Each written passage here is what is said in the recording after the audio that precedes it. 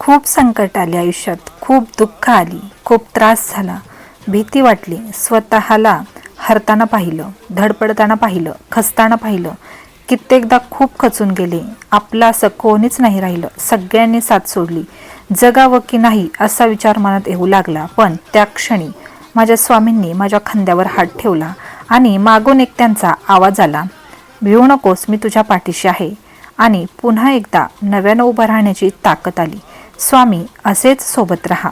मंडळी, तुम्हाला सुद्धा कधी खूप खचल्यासारखं वाटत असेल, खूप भीती वाटत असेल, संकटांना कंटाळले असाल किंवा खूप खूप खूप त्रास होत असेल आणि सोबतीला कोणीही नसेल, तर कधीही विसरू नका, स्वामी हे आपल्या भक्ताची साथ कधीही सोडत नाही. जेव्हा एकटे पडाल तेव्हा स्वामींच्या पायाशी या. स्वामी तुम्हाला दुसऱ्या कोणाच्याही पायाशी कधीही जाऊ देणार नाहीत.